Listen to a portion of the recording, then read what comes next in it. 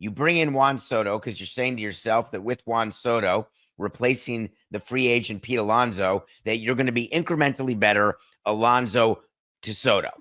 That's an incremental improvement. Then you wait and you wait and you wait. You tell Scott Boras to stick it where the sun don't shine. You bring back Alonso on a deal that you wanted to do, not Boras.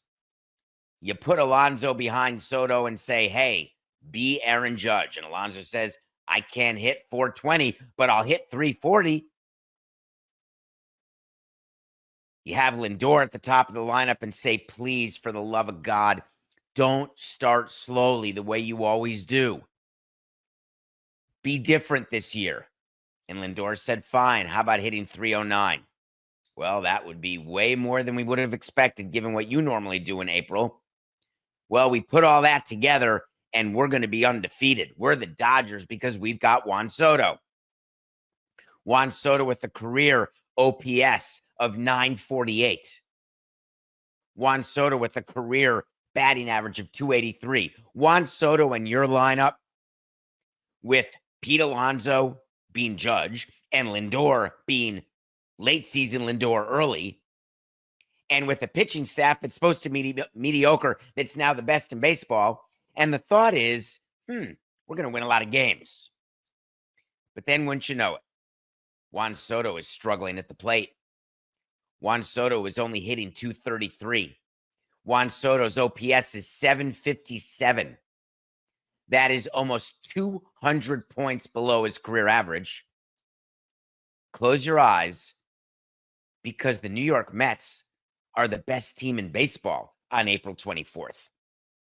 At 18-7 with the best record, they're the only team in baseball to have a winning percentage of over 700. The New York Mets, in what was supposed to be a 3-team race with the Braves and the Phillies, have a 5-game lead over the second-place Phillies after the Braves are just trying to climb their way out of their 0-7 start. Now, sweeping the Phillies in a 4-game series is not terrible. It's a good way to get a 5-game lead, no doubt. Winning 7 in a row in April, not too shabby. But when you look at why the Mets have the best record in baseball at 18-7, their 12-1 home record is the best they've ever had in franchise history. But if you look at the numbers that we as a front office used to look at, which is not WAR, which is not exit velocity and spin rate and all the stuff that people say, let me tell you what correlates to record, because the only stat that matters to every front office is your one-loss record. Please believe me. All of the analytics GMs who talk to you about all the underlying numbers and how they indicate that we're going to be better than our record shows, they're doing it because their record's bad. All the GMs who tell you, listen, I don't know what to tell you about the underlying numbers. The fact of the matter is we're winning games. No matter where you are, you spin toward winning games. It's all that we think about and obsess about. Guess what? Here's the stats. The 18-7 is the one I just told you. How do you get there? What do we look at? We look at run differential, a critical stat. Do you know that the New York Mets are plus 36? That's their run differential. Guess who's best in Major League Baseball? Another first-place team, the Cubs, who are plus 43. Here's another one we look at. How many runs are we giving up? The New York Mets lead baseball, which would make sense, having the best pitching in baseball. They've given up 69 runs. How nice is that? The Padres are number 2 at 74 runs against. Run differential, check. Runs against, check. Defense. The New York Mets are number 1 in the stat we look at to measure defense, and that is errors. The Mets have committed the fewest errors of any team in baseball. They have committed 9 errors. That's it. When you put all that together, you've got the David Samson plan, the Nico Harrison plan. I'm not doing that, Coca. Take that out. There's one line in front of me, and I'm not reading it. It is not the Nico Harrison plan. Defense wins championships. It's the David Samson, pitching and defense. If you have superior pitching and defense, you can overcome mediocre hitting. Now, I told you Alonso and Lindor are doing great. Soto's way below average, but the overall offense of the Mets, runs scored, OPS, home runs, average to below average. But you can cover that up when you've got superior pitching, when you've got superior defense. It is not a mistake that when Juan Soto met the media after last night's game, listen to what he said. It's always great to have some role, some part of the game wins. I'm trying my best, to come through with the bat, but whenever that doesn't come through, I got to do something else. We play defense, we run the bases right, and I think today I had the chance to help the team with my defense, and I think I feel great with that. That is a professional baseball player, ladies and gentlemen. He's telling you exactly what we want our players to say. It's what we look for when we decide whether we're going to send a player down, whether we're going to release a player or trade a player. What's your body language like? Body language matters.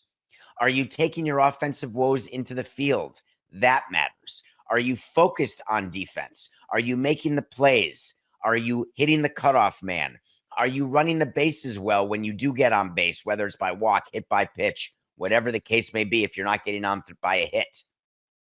Juan Soto trying to let you know that he recognizes he's struggling with his bat, but telling you that it doesn't matter. He's got teammates who are going to pick him up. And then on top of that, he's going to make sure he's doing all the other things. He has a stated goal of winning a Gold Glove. That would be aggressive, especially if he doesn't have a fantastic offensive campaign. You know what I'm talking about. But anytime he can do like what he did against the Phillies last night, throwing the runner out, I think he threw out Castellanos, Coke. I can't remember exactly. I've got 20 games in my head right now. The fact of the matter is the Mets are doing it right. What does it mean, though? Can it be sustained? Let's talk about Steve Cohen for a minute, because he's my Twitter guy. We've had some great moments with him on Twitter. There is no question about that. When things are going well, you can count on him for one of the great tweets. You can count on him to say, hey, we're doing great here. Let's keep coming to the ballpark. This is so much fun. When he's doing badly and the team's doing badly, he's good for a tweet that says, hang in there.